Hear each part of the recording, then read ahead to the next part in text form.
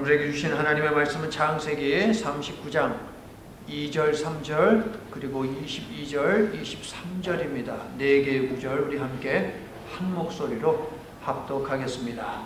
여호와께서 요셉과 함께 하심으로 그가 형통한 자가 되어 그의 주인 애굽 사람의 집에 있으니 그의 주인이 여호와께서 그와 함께 하심을 보며 또 여호와께서 그의 범사에 형통하게 하심을 보았더라. 간수장이 옥중 죄수를 다 요셉의 손에 맡기므로 그 재반 사물을 요셉이 처리하고 간수장이 그의 손에 맡긴 것을 무엇이든지 살펴보지 아니하였으니 이는 여호와께서 요셉과 함께 하심이라. 여호와께서 그를 범사에 형통하게 하셨더라. 아멘.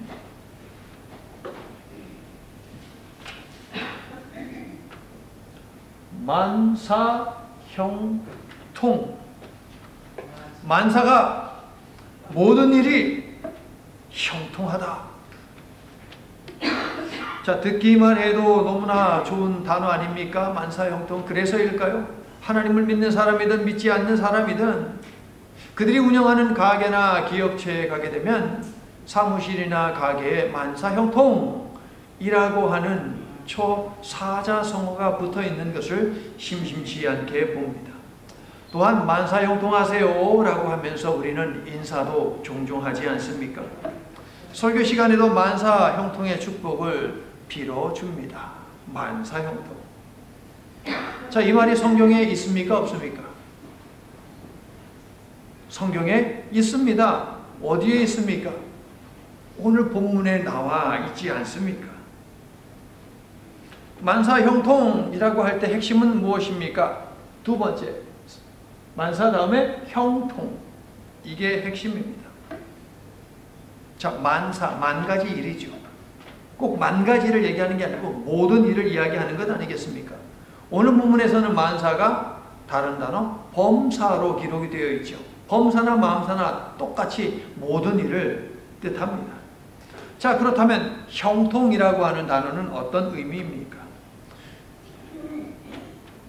국립국어원에 따르면 형통하다 이 단어는 모든 일이 뜻과 같이 잘 되어가다 라고 하는 뜻입니다. 그래서 우리는 만사형통을 기원하면서 계획하신 모든 일이 다 형통하기를 바랍니다. 잘 되기를 바랍니다. 라고 인사를 하죠. 하시는 일마다 형통하기를 기원합니다. 잘 되기를 바랍니다. 모든 일 이루시기를 바랍니다. 이렇게 인사하지 않습니까? 자, 그런데요, 형통이라고 할 때 여기 요 단어 형이라고 하는 이 단어는요, 본래 어떤 사물의 모양을 본떠서 만든 상형 문자라고 하는데 어떤 모양을 본떠서 만든 단어가 바로 형이라고 하는 단어입니다. 그림을 품은 한자라고 하는 책이 있는데요, 이 책에 이 형자에 관한 설명이 이렇게 나와 있습니다. 높은 기단 위에 지은 종묘의 모습을 옮긴 단어라고 이렇게 되어 있어요. 자, 높은 계단 위에 제사 지내려고 만든 제단의 모양, 이게 바로 형자입니다. 그래서 형자에는 제사를 드리다, 음식을 올리다 라고 하는 뜻도 있습니다. 정리하면 이런 거죠. 조상을 위해서 정성껏 제사를 모시면, 그래서 조상을 잘 대접하면 죽은 조상입니다. 그러면 모든 일이 잘 된다. 이게 바로 만사형통이 가지고 있는 의미입니다. 그러나 한자보다 더 오래된 성경은 만사형통을 결코 죽은 자를 위한 제사와 연결하고 있지 않습니다. 성경은 부모를 공경하라고 가르치지만 부모의 제사를 잘 모셔라, 지켜라, 이런 얘기는 성경은 하지 않습니다. 제사는 하나님께만 드리는 것이며 사람은 죽으면 그것으로 끝입니다. 동의하세요? 사람은 죽으면 그걸로 끝이 아닙니까? 죽은 사람 위해서 제사 지내야 됩니까, 여러분? 아닙니다. 제사, 예배는 하나님께만 드리는 것입니다. 그러므로 기독교의 복의 개념이 세상이 말하는 복과 다르듯이 만사형통 역시 세상이 말하는 기대하는 만사형통과 성경이 하나님이 우리에게 빌어주시는 그 그 만사 형통은 달라요. 그러면 우리는 만사 형통이라고 하는 단어를 사용하면 안 됩니까? 아니요, 사용해야죠. 오늘 본문에도 나와 있지 않습니까? 하지만 성경이 말하는 만사 형통을 알고 사용해야 한다라고 하는 것입니다. 자, 해마다 부활절이 되면 건네는 인사가 있습니다. 해피 이스터라고 이야기하지 않습니까? 그 말 역시 세상 사람들이 사용할 때와 기독교인이 사용할 때 완전히 다릅니다. 한국에서도 이 표현을 그대로 사용해서 부활절날 해피 이스터라고 그렇게 인사하는 교회들도 있고 성도들도 있습니다. 하지만 이스터의 의미를 잘 알지 못하고 사용하면 그것은 부적절한 인사입니다. 오늘 예배를 시작하면서 제가 여러분에게 해피 이스터라고 인사를 건넸습니까? 해피 레저렉션 데이라고 인사를 건넸습니까? 해피 레저렉션, 부활이라는 뜻이죠. 데이라고 했습니다. 제가 왜 해피 이스터라고 하지 않고 해피 레저렉션이라고 인사를 건넸습니까? 혹시 제가 이스터라는 단어를 몰라서 혹은 갑자기 생각이 안 나서 해피 레저렉션 데이라고 했을까요, 여러분? 이스터라는 단어에는 예수님도 없고 부활도 없습니다, 여러분. 그러면 왜 해피 이스터입니까? 오늘은 설교를 짧게 해야 되기 때문에 그 내용은 주보의 칼럼에 여러분 적어 놓았으니까 찬찬히 읽어보시고요. 이스터는 고대 가나안의 여신인데 이 여신은 비가 올 때는 살아있는 존재고 비가 안 오면 죽은 존재. 그게 바로 이스터예요. 구약에서는 아스타롯이라고 나와 있고 신약에서는 또 다른 말로 기록이 아데미라는 단어로 이렇게 이름이 바뀌어서 등장하는 존재이거든요. 어쨌든 살펴보시고요. 다만 그 칼럼 중에서 뒤에 부분 그러므로라고 시작되는 부분만 볼게요. 그러므로 해피 이스터 이것은 무엇이냐? 하나님의 아들 예수님의 오심과 다시 사심으로 인해 고대 거짓 종교, 거짓 신의 자기 주장은 거짓이다 라고 하는 것이 판명되었고 파괴되었다라고 하는 선포라고 하는 것이에요. 이처럼 부활은 무엇이냐? 진리의 승리 선포다라고 하는 것입니다. 이 사실을 믿으시기를 바랍니다. 부활은 진리의 승리 선포입니다. 예수님이 죽음을 이기셨다. 오직 예수님만이 죽음의 권세를 파할 수 있다라고 하는 이 고백이 바로 해피 이스터라고 하는 이 표현 속에 담겨 있는 것이고 이것을 담아서 우리는 해피 이스터라고 인사를 건네야 한다는 것이죠. 자, 해피 이스터와 마찬가지로 만사 형통이라는 말 역시 세상 사람들이 부여하는 의미와 그리스도인이 부여하는 의미는 완전히 다릅니다. 설교 제목을 함께 읽고 성경이 말하는 만사 형통이 무엇인지 보도록 할게요. 시작. 기독교 만사 형통의 꽃은 부활입니다. 자, 구약에서 여러 히브리 단어들이 한국말 형통이라고 하는 단어로 번역이 되어 옮겨 있는데요. 형통의 뜻을 알기 위해서 제가 3개의 단어만 여러분들에게 소개를 해드릴게요. 그리고 성경도 함께 찾기를 원합니다. 첫 번째 단어는 무엇이냐? 사칼이라고 하는 단어인데요. 한국어 성경에서 다양한 단어로 번역이 되어 있습니다. 자, 형통과 관계되어서 신명기를 볼게요. 신명기 29장 9절. 신명기 29장 9절. 도대체 형통은 무엇이냐? 정확히 만사 형통이라는 표현을 사용하고 있는데요. 범사 형통 사용하고 있는데요. 만사 형통의 비결을 알려주는 구절이기 때문에 너무나 소중합니다. 신명기 29장 9절 말씀 우리 함께 한 목소리로 합독합니다. 시작. 그런즉 너희는 이 언약의 말씀을 지켜 행하라. 그리하면 너희가 하는 모든 일이 형통하리라. 자, 만사 형통의 복은요, 인간의 몇 마디 말로 주어지는 것이 아닙니다. 인간이 마음으로 바라거나 빈다고 해서 얻어지는 것도 결코 아닙니다. 또한 인간이 열심히 노력하고 성실하게 산다고 해서 주어지는 것이 만사 형통이 아닙니다. 하나님의 언약의 말씀을 지켜 행할 때에 주어지는 것이 하나님이 주시는 만사 형통입니다. 그러므로 말씀 순종이 생활화되도록 매일 훈련하심으로 만사 형통의 축복이 여러분의 것이 되게 하시기를 예수님의 이름으로 축원합니다.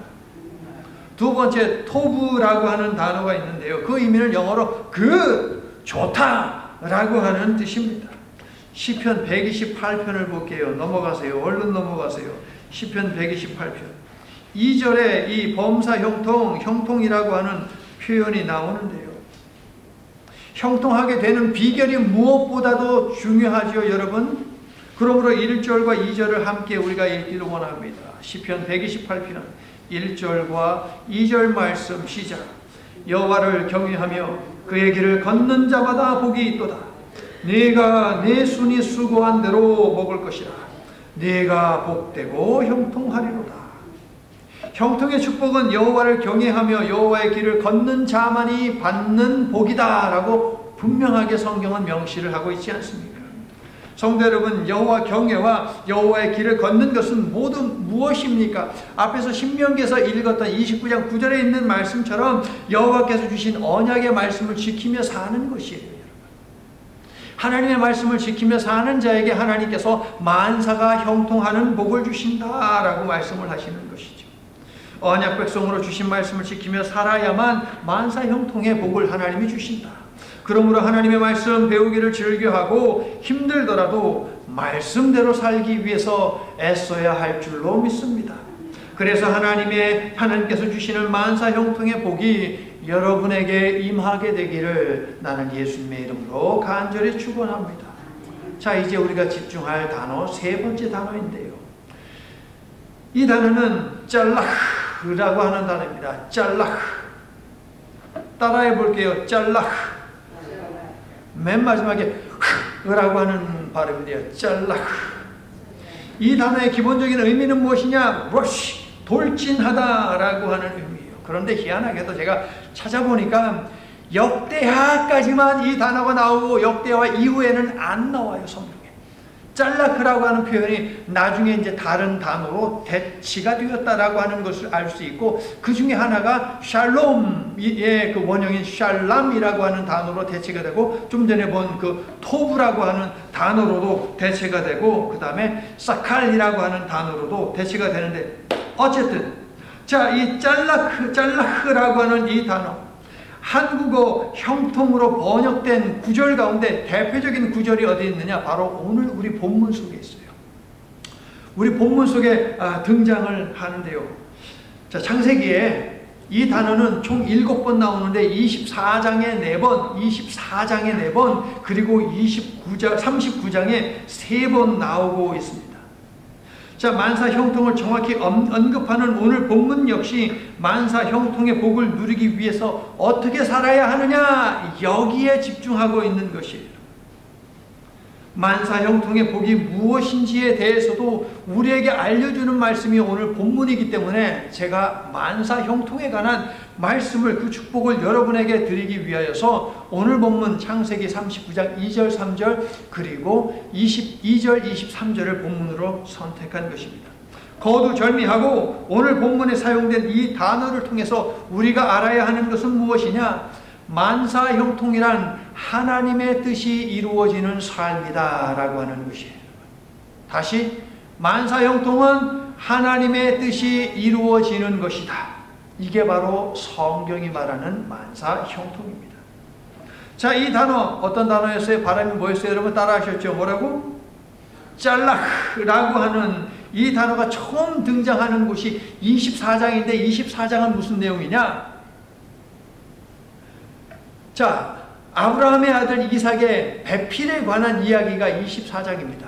아브라함은요, 이삭의 배필을 정해주기 위해서 자신의 집에서 일하는 늙은 종, 신뢰하는 종이죠. 그 종에게 부탁을 합니다. 메소포타미아 내 고향에 가가지고 거기에서 이삭의 배우자를 좀 찾아라. 자, 그런데 이 종이요, 대단한 종입니다. 메소포타미아 그 지역에 도착하자마자 이 종이 무엇을 하느냐?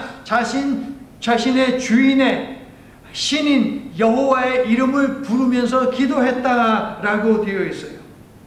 어떻게 기도했느냐? 여정이 평탄하게 해주시옵소서. 그래서 24장을 보면 여러분 몇 절입니까? 24장 21절, 40절, 42절, 56절인데 21절과 40절을 보게 되면 24장 21절, 40절을 보게 되면 평탄이라는 단어가 나와요. 이게 바로 짤라흐예요, 여러분. 평탄. 이게 바로 형통입니다, 형통. 나의 가는 길을 형통하게 하여 주시옵소서라고 이 종이 기도하는 것이에요. 자, 이 기도가 이루어짐을, 하나님께서 평탄하게 해주심을, 형통하게 모든 일이 풀리게 하심을 이 종이 경험을 하게 되는데요. 자, 24장은요, 결코 부자가 되게 하여 주시옵소서, 이 이삭이 많은 자녀를 낳게 해 주시옵소서, 병이 낫게 하여 주시옵소서, 원하는 사람, 좋아하는 사람, 나에게 득이 되는 사람을 만나게 해 주시옵소서 라는 기도를 결코 드리지 않았어요. 그것을 형통이라고 말하고 있지 않습니다. 세상이 말하는 만사 형통과는 완전히 다르지요. 돈도 잘 벌게 하시고, 취직도 잘 되게 하시고, 승진도 하게 하시고, 자녀들이 좋은 학교 들어가게 하시고, 좋은 배우자 만나게 하시고 등등등. 우리가 추구하고 있는 것과 달라요. 나의 이 병을 치워주시옵소서, 그렇게 형통케 하시옵소서 라고 하는 것도 결코 아닙니다. 하나님이 정하신 하나님의 뜻 가운데 있는 그 짝을 만나게 하는 것, 이것을 형통이라고 말하고 있어요. 인간의 관점에서의 축복이 아닌 하나님의 관점에서의 축복을 형통이라고 말하고 있습니다. 인간이 계획한 뜻대로 이루어지는 것이 아니라 하나님께서 계획하신 뜻대로 이루어지는 것, 이것을 만사 형통이라고 성경은 우리들에게 말하고 있습니다. 여러분. 자, 이처럼 24장에서 발견되는 형통의 축복은 일이 순조롭게 풀리는 축복이에요. 모든 일이 순조롭게 착착착 잘 진행되어 가고 있거든요. 그래서 24장에 있는 내용만 보면 형통의 축복을 주시옵소서라고 하면서 우리의 마음이 활짝 열리거든요. 그러나 39장을 보면 형통? 이게 형통이야? 라고 하는 질문이 들면서 의심이 들지요. 마음이 다치지요. 왜요? 39장에 있는 형통은 뭡니까? 일이 제대로 풀리지 않아요. 요셉의 입장에서는. 억울함을 경험하고 있습니다. 그럼에도 불구하고 그것을 형통이라고 부르고 있습니다. 그래서 언뜻 이해가 되지 않고 선뜻 마음이 열리지 않는 것이 사실이죠. 자, 요셉은 노예로 팔려갔습니다. 그런데 그가 노예로 팔려갈 만한 어떤 죄를 지었습니까? 아닙니다. 자, 보디발 장군의 집에서 성심성의껏 정직하게 그는 일을 했습니다. 그러나 누명을 뒤집어 썼습니다. 죄를 짓지 않았음에도 감옥에 갇혔습니다. 그런데도 오늘 보면 23절을 보십시오. 여호와께서 요셉과 함께 하시어 그를 범사에 형통하게 하셨다라고 말하지 않습니까? 당사자인 요셉을 포함하여 요셉의 억울함을 아는 사람들이라면 요셉의 삶을 결코 만사 형통의 삶이라고 말하지 못할 것입니다. 오히려 막혀도 단단히 막혔다라고 하면서 사건이 벌어지는 순간순간 우리는 그렇게 말하고 말 것입니다. 성도 여러분, 사람의 눈에는 분명 요셉은 사방으로 우겨쌈을 당했습니다. 그것도 억울하게 말입니다. 그러나 하나님께서는 요셉이 당하고 있는 억울한 고난 속에서 굶어 죽게 될 온 땅의 백성들을 구원하고 이집트의 노예로 살게 될 자신의 백성들을 구원하는 일을 준비하고 계셨다 하는 것입니다. 하나님의 구원 계획을 막힘없이 행하고 계셨으며 뜻을 이루어가고 계셨기에 요셉의 고난당하는 삶, 억울한 삶을 가리켜서 요셉의 삶을 형통하게 하셨다라고 성경은 말하는 것이죠. 요셉은 하나님의 구속사의 일원으로 구속의 과정을 통과하고 있으니 성경은 여호와께서 그의 만사를 형통하게 하셨다라고 말하고 있는 것입니다. 성도 여러분, 요셉의 삶을 평가하는 오늘 본문이 알려주듯이 성경이 말하는 형통이란 무엇이냐? 구원하시는 하나님의 뜻이 이루어지는 것, 이것이 바로 형통입니다. 예수님은 우리가 만사 형통의 복을 얻도록 이렇게 기도하라고 하셨죠. 아버지의 뜻이 하늘에서 이루어진 것 같이 땅에서도가 뭡니까 여러분? 땅에서도가 뭐예요? 새벽에 나와서 예배하는 분들 예배 끝나면 주기도문 하지 않습니까? 주기도문 할 때마다 기억하세요. 땅에서도 라고 할 때마다 내 삶에서도 그거예요. 내 삶에서도 이루어지게 하소서, 이겁니다. 아버지의 뜻이 내 삶에서도 이루어지게 하소서. 형통의 축복이에요, 여러분. 이게 바로 초대교회는 요셉이 경험한 고난에 집중하며 요셉을 메시아로 오신 예수님의 예표로 보았지요. 요셉은 죄를 짓지 않았음에도 노예로 팔려갔습니다. 또 감옥에 갇혀야 했습니다. 그를 통한 하나님의 구원 사역이 하나님의 뜻이었기 때문에 요셉의 억울한 고난은 온 세상을 굶주리면서 구원하는 일에 밑거름이 되었다라고 하는 것입니다. 예수님은 요셉과 비교를 해보세요.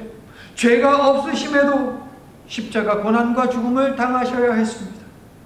속죄의 희생 제물이 되시어 죽음으로 죄값을 치러야 하는 온 인류를 죄에서 구원하고 자신이 죄인을 대신하여 죽고 죽음에서 부활하심으로 온 인류에게 부활과 영생을 주는 것이 하나님의 계획이요 뜻이었기 때문이죠. 여러분, 요셉도 억울함을 당했습니다. 고난을 당했습니다. 모두가 하나님의 구원하심을 온 세상에 드러내기 위해서. 예수님도 고난당하셨습니다. 심지어 죽임당하셨습니다. 모멸당하셨습니다. 이유는 하나님의 구원을 드러내기 위해서. 성도 여러분, 멸망에서 구원을 얻은 일보다 더 형통한 일은 없는 줄로 믿습니다. 십자가 고난을 통해 용서와 구원의 길을 여시고 십자가 죽음을 통해 부활과 영생의 길을 여신 것은 만사형통의 최고의 절정입니다. 그러므로 기독교 만사형통의 꽃은 무엇이냐? 절정 클라이맥스는 무엇이냐? 부활이다라고 하는 것입니다. 성도 여러분, 계획하신 모든 일, 하시는 모든 일마다 만사형통하시기를, 즉 계획하고 행하는 모든 일마다 하나님께서 뜻하신 일이 되게 하여 하나님의 뜻이 이루어지는 삶을 살아가시기를 예수님의 이름으로 간절히 축원합니다. 모든 생명의 주인이신 하나님, 외아들이신 예수님을 인간의 모습으로 보내심은 하나님의 뜻이 무엇인지 구체적으로 우리에게 보여주시기 위함이었음을 이 부활의 아침에 기억합니다. 하늘에 계신 우리 아버지, 아버지의 뜻을 죄인된 우리가 아는 것이 얼마나 중요한 일이었기에 하나님의 아들 예수님을 죄 용서를 위한 희생 제물로 살이 찢기고 피를 흘리도록 사람의 모습으로 보내신 것입니까? 입이 다물어지지 않고 고개를 들 수 없는 하나님 우리 아버지의 사랑에 송구한 마음과 감사한 마음뿐입니다. 우리로 하여금 형통한 삶을 살아 영원한 나라에 입성하도록 감히 받을 수 없는 큰 사랑을 우리에게 주신 것이니 이제는 하나님의 뜻을 이루기 위해 일상 속에서 생각하고 말하고 일하며 살아가기로 결단합니다. 성령으로 우리의 삶의 매 순간 간섭하시어 하나님의 뜻이 이루어지는 여생을 살도록 도와주시옵소서. 예수님 이름으로 기도드립니다. 아멘. 다 함께 일어나셔서 찬송가 165장 부르신 후에 축도로 예배를 마칩니다.